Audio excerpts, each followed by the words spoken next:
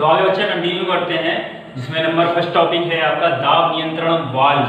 ठीक है, आपने पिछले वीडियो में देखा होगा, पिछले टॉपिक में देखा होगा डिफरेंट, ठीक है, फिर पश्चात और घुमाऊ में आपने डिफरेंट देखे थे, और उसके बाद ये टॉपिक आता है आपका दाब नियंत्रण वाल्व। ठीक है, दाब नियंत्रण वाल्व ये होता क्या है?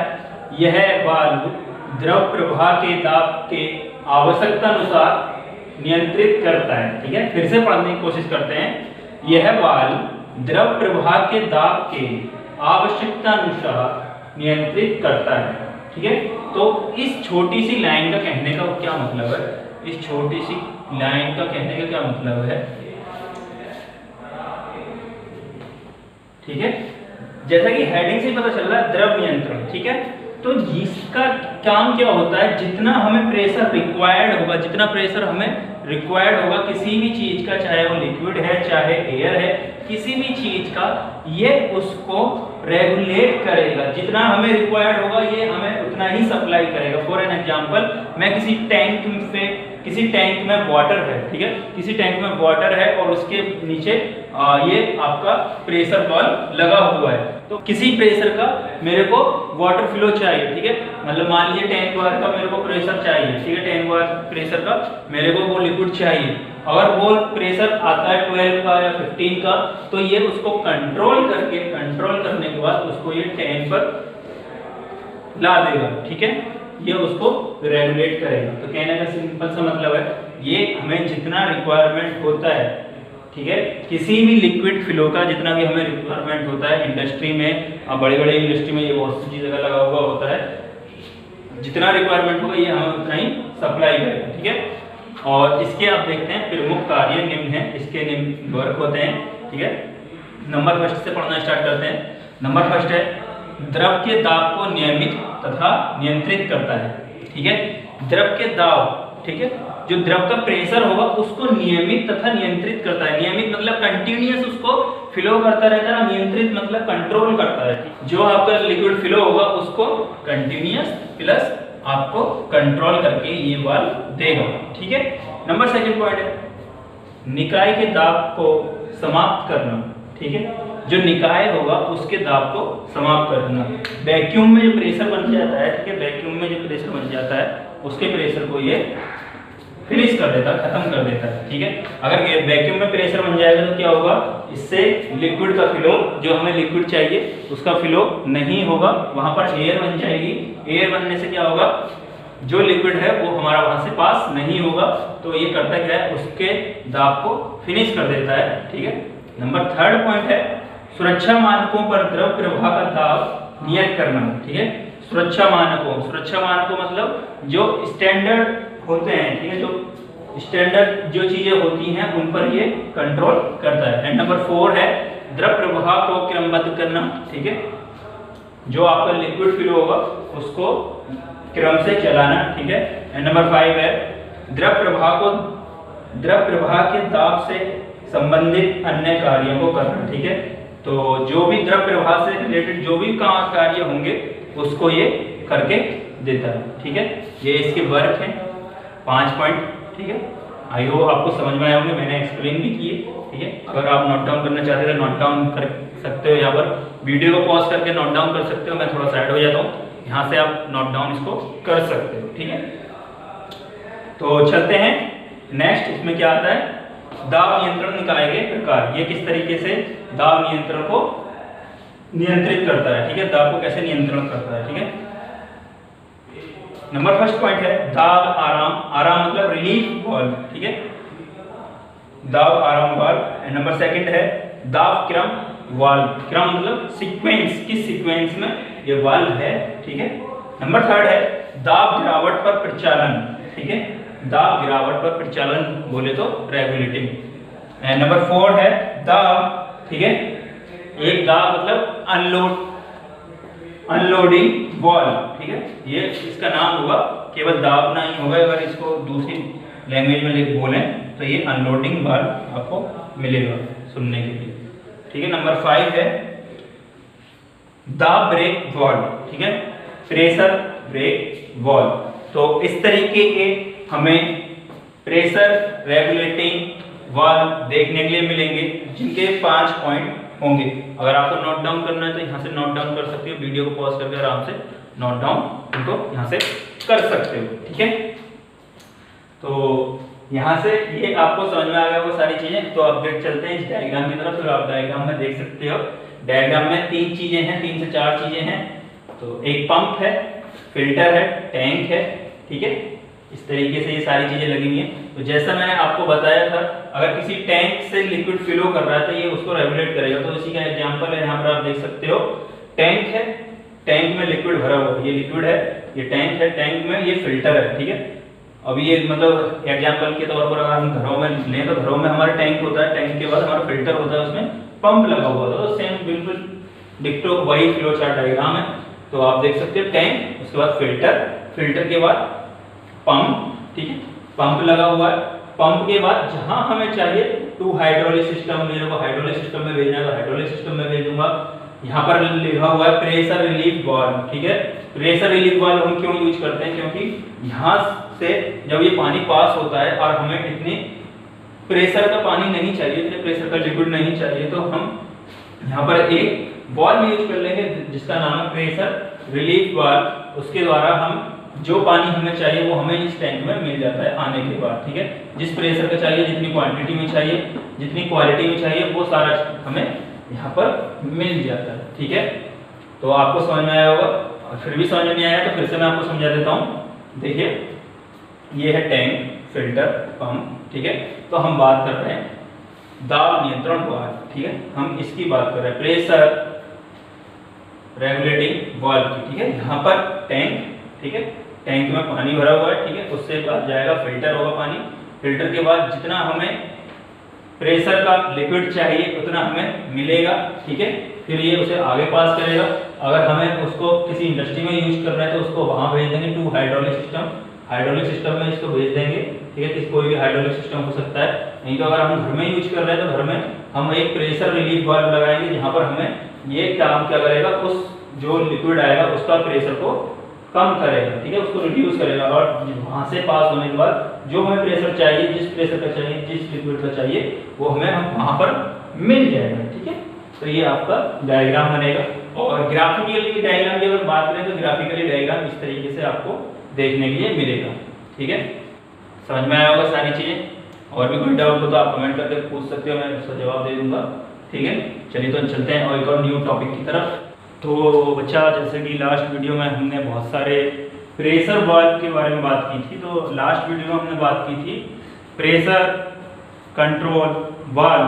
तो वाल्व में ही आगे कंटिन्यू करते हैं। तो नेक्स्ट है प्रवाह नियंत्रण वाल्व, जिसको बोलते हैं फ्लो कंट्रोल वाल्व, ठीक है। तो इसको देखते हैं होता क्या है। इस वाल्व का प्रयोग गति का नियंत्रण करने के लिए किया जाता है। यह फ्लो रेट तथा डिस्चार्ज तथा परिवर्तन के वेग के सिद्धांत पर कार्य करता है, ठीक है। तो मैं आपको बता देता हूँ फ्लो नियंत्रण वाल्व कार्य क्या करता है, ठीक है। फॉर एन एग्जांपल मैं आपको एग्जांपल से समझाने की कोशिश करता हूँ, ठीक है। मान लीजिए आपके घर में कोई टैंक है, ठीक है, टैंक ऊपर रखा हुआ है, लेकिन आपको क्या हो रहा है कि मतलब जो आपका नीचे टंकी लगी हुई है, टंकी में आपको चाहिए कि आपका जो प्रेशर है, जो आपका फ्लो है, जो वाटर का फ्लो है, आपको तेज चाहिए, ठीक है। फ्लो रेट जो है उसका हाई होना चाहिए कि आप जल्दी से काम कर लो, आपका टाइम बच जाए, इसलिए आपको उसका फ्लो ज़्यादा चाहिए। तो उसके लिए आप क्या यूज करोगे, फ्लो कंट्रोल वाल्व को आप यूज करोगे। इसी तरीके से ये तो मैंने घर का एग्जांपल लिया, इंडस्ट्री में यही होता है। इंडस्ट्री में अगर आपको फ्लो रेट ज़्यादा चाहिए किसी भी लिक्विड का, तो आप फ्लो कंट्रोल वाल्व को यूज करेंगे। ऐसा नहीं है कि आप इसमें स्पीड हाई करने के लिए इस वाल्व का यूज करेंगे, आप स्पीड रिड्यूस करने के लिए भी इस वाल्व का यूज करेंगे, जिसका नाम है फ्लो कंट्रोल वाल्व, ठीक है। Flow control valve further divide होता है 2 पार्ट में। तो आपको दिख रहा होगा यहाँ पर लिखा हुआ प्रवाह वाल्व निम्न 2 प्रकार के होते हैं, ठीक है। नंबर फर्स्ट है needle valve and number second है ग्लैंड वाल्व, ठीक है। निडल मतलब जिसमें एक सुई की तरह काम होता है, जिसमें एक सुई की तरह एक इक्विपमेंट लगा होता है, वही आपका निडल वाल्व। ग्लैंड वाल्व आपने सुना होगा, ग्लैंड जो ग्लैंड कसे जाते हैं वही वाला ग्लैंड, ठीक है, ग्लैंड वाल्व, ठीक है। दूसरा आता है, ये हो गया नंबर फर्स्ट। फिर उसके बाद आता है दिशा नियंत्रण वाल्व, ठीक है। तो सभी तरीके के वाल्व पढ़ रहे हैं हम। अब ये तो हो गया कि भाई मतलब मेरे को फ्लो हाई चाहिए, ठीक है। अब मेरे को फ्लो चाहिए नीचे से ऊपर की तरफ, ठीक है। मैं ऊपर रहता हूँ, ठीक है, मैं ऊपर रहता हूँ, मेरे को फ्लो चाहिए नीचे से ऊपर की तरफ। तो ये कौन डिसाइड करेगा कि ऊपर से नीचे आना है, नीचे से ऊपर जाना है लिक्विड को? तो ये डिसाइड करेगा आपका दिशा नियंत्रण वाल्व, डायरेक्शन कंट्रोल वाल्व, ठीक है। पता चला कि मेरे को चाहिए ऊपर, पहुंच रहा है नीचे, तो फिर गड़बड़ ही गड़बड़ है। तो इसीलिए इस वाल्व का भी यूज करते हैं। तो वही चीज लिखा हुआ है, यह प्रवाह की दिशा को नियंत्रित करता है, दिशा नियंत्रण वाल्व का वर्गीकरण, ठीक है। वही चीज लिखा हुआ है, यह प्रवाह की दिशा को नियंत्रित करता है, ठीक है। जिस दिशा में मेरे को फ्लो चाहिए उस दिशा में ये मेरे को फ्लो देता है लिक्विड का, इंडिविजुअल लिक्विड, कोई सा भी आपका लिक्विड हो सकता है, ठीक है। तो अब चलते हैं इसके क्लासिफिकेशन या वर्गीकरण की तरफ। दिशा नियंत्रण का वर्गीकरण, जिसमें हम ऑन द बेसिस ऑफ द्रव पथ के आधार पर, ठीक है, द्रव पथ के आधार पर हम इसका क्लासिफिकेशन करेंगे। द्रव का कौन सा पथ होगा उसके आधार पर हम इसका क्लासिफिकेशन करेंगे, किस तरीके का पथ हो सकता है। तो नंबर फर्स्ट है दो रास्ते वाल्व, टू वे वाल्व, ठीक है, three way valve and four way valve, ठीक है। तो इसका पथ कौन कौन सा हो सकता है? या 2 हो सकता है, या 3 हो सकता है, या 4 हो सकता है, ठीक है।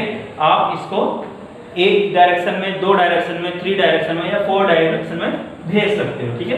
तो ये हो गया आपका पथ के आधार पर, ठीक है। तो अब चलते हैं नंबर सेकंड, दैट इज जोड़ विधि के आधार पर, ठीक है। आपका जोड़ किस तरीके का लगा हुआ है तो ये उसी तरीके से काम करेगा। जोड़ किस किस तरीके से लगे हो सकते हैं? पाइप थ्रेड वाल्व, पाइप के अंदर थ्रेड बनी होती हैं, चूड़ियां बनी होती हैं, उसके आधार पर ये वाल्व होता है। सीधी थ्रेड, फ्लैंज थ्रेड के आधार पर भी ये आपको देखने को मिल सकता है। एंड नंबर थर्ड है साइज के आधार पर। साइज के आधार पर क्या होगा? नंबर फर्स्ट होगा चेक वाल्व, नंबर सेकंड होगा pocket valve, and number third होगा स्पूल वाल्व, नंबर फोर्थ होगा pilot operated spool, and number 5 होगा प्रोपोर्शनल वाल्व, एंड नंबर 6 होगा रोटेटरी वाल्व, ठीक है। अगर आपको इनको लिखना है तो मैं एक तरफ हो जाता हूँ, तो आप वीडियो पॉज करके आप इनको नोट डाउन कर सकते हो, ठीक है। तो इनका वर्गीकरण हो गया, क्लासिफिकेशन हो गया, दिशा वाला हो गया, और आपका फ्लो कंट्रोल वाल्व हो गया, ठीक है। तो ये आपके 2 चीजें हो गई। लास्ट वीडियो में मैंने आपको प्रेशर कंट्रोल वाल्व दिखा दिया। तो चलते हैं नेक्स्ट टॉपिक पर। नेक्स्ट टॉपिक है आपका लीनियर एक्चुएटर। लीनियर एक्चुएटर तो पहले देखते हैं, जानते हैं होता क्या है। इस परिवर्तन निकाय में कार्य रेखीय गति के रूप में प्राप्त होता है, ठीक है। गति पुश एंड पुल के रूप में होती है। गति के लिए प्रयुक्त सिलेंडर का वर्गीकरण निम्न है, ठीक है। फिर से पढ़ने की कोशिश करते हैं। इस परिवर्तन निकाय में कार्य रेखीय गति के रूप में प्राप्त होता है, ठीक है। इस निकाय में, इस परिवर्तन में जो हमें वर्क मिलेगा वो हमें लीनियरली मिलेगा, ठीक है, लीनियरली मिलेगा या रेखीय मिलेगा, ठीक है। जो भी हमने वर्क दिया तो वो हमें एक लीनियर फॉर्म में मिल जाएगा। तो इसमें जो हम गति होगी वो पुश, ठीक है, पुश या पुल की भी हो सकती है, पुश या पुल की भी हो सकती है। और इसमें हम सिलेंडर का यूज करेंगे, सिलेंडर का वर्गीकरण, ठीक है। तो उसके सिलेंडर का यहाँ पर वर्गीकरण करते हैं। सिलेंडर का वर्गीकरण 2 बेसिस पर करेंगे, 3 बेसिस पर करेंगे। नंबर फर्स्ट है कार्य के आधार पर, नंबर सेकंड है संरचना के आधार पर, एंड नंबर थर्ड है विशेष प्रकार, ठीक है। तो नंबर फर्स्ट देखते हैं। नंबर फर्स्ट है कार्य के आधार पर। कार्य में क्या क्या हो सकता है? नंबर फर्स्ट है एकल क्रिया सिलेंडर, ठीक है, एंड नंबर सेकंड है द्विक्रिया सिलेंडर, जिसमें आपका सेकंड वाला मोस्ट इंपोर्टेंट है, ये आपका एग्जाम में आता है, द्विक्रिया सिलेंडर, ठीक है, योग कार्य के आधार पर। एंड नंबर सेकंड है संरचना के आधार पर, आपको किस तरीके का डिजाइन बना हुआ है उसके आधार पर भी सिलेंडर का क्लासिफिकेशन किया है, ठीक है। नंबर फर्स्ट है tie rod cylinder. Tie rod cylinder, इसमें समझाने का कुछ नहीं है, ये नाम है, ठीक है। नंबर सेकंड है mill type cylinder, mill type cylinder. Number third है एक piece welding cylinder, and number fourth है थ्रेड हेड सिलेंडर, ठीक है। इस तरीके के सिलेंडर आपको देखने के लिए मिलेंगे जो कि आएंगे संरचना के आधार पर। ये सेकंड टाइप हो गया। एंड चलते हैं थर्ड टाइप की तरफ। थर्ड टाइप में आप देख सकते हो, नंबर फर्स्ट लिखा हुआ है रैम सिलेंडर, मतलब ये विशेष प्रकार, मतलब ये नाम दिया हुआ है, इसमें कुछ ना कुछ खासियत होती है, लेकिन ये नाम है, इसका आगे हम पूरा डिटेल में पढ़ेंगे, ठीक है। पूरा डिटेल में इन सिलेंडरों को पढ़ने वाले हैं, लेकिन अभी नाम जान लेते हैं, ठीक है। रैम सिलेंडर, नंबर सेकंड है टेलीस्कोप सिलेंडर, नंबर थर्ड है केबल सिलेंडर, नंबर 5 है diaphragm cylinder, and number next है tandem cylinder, and number next है ड्यूप्लेक्स सिलेंडर, ठीक है। यहाँ तक समझ में आ गया, ram cylinder, telescope cylinder, cable cylinder, diaphragm cylinder, tandem cylinder and duplex cylinder, and number last one is rotary cylinder, ठीक है। तो ये सारी चीजें होती हैं इस लीनियर एक्चुएटर में। समझ में आया होगा आपको, उम्मीद करता हूँ। पहला पॉइंट भी क्लियर हो गया होगा, ठीक है। एंड सेकंड दिशा नियंत्रण वाल्व, ठीक है। दिशा नियंत्रण वाल्व ये दिशा को बताता है, इसका वर्गीकरण 3 पार्ट में हमने किया, ठीक है। लीनियर एक्चुएटर में सिलेंडर लगा होता है जिसमें हम सिलेंडर का वर्गीकरण करते हैं, सिलेंडर का क्लासिफिकेशन करते हैं, तो यहाँ पर मैंने लिख दिया, ठीक है। इसी तरीके से फ्लो कंट्रोल वाल्व मैंने आपको बताया, तो ये चीजें इसमें होती हैं। उम्मीद करता हूँ सारी चीजें समझ में आई होंगी।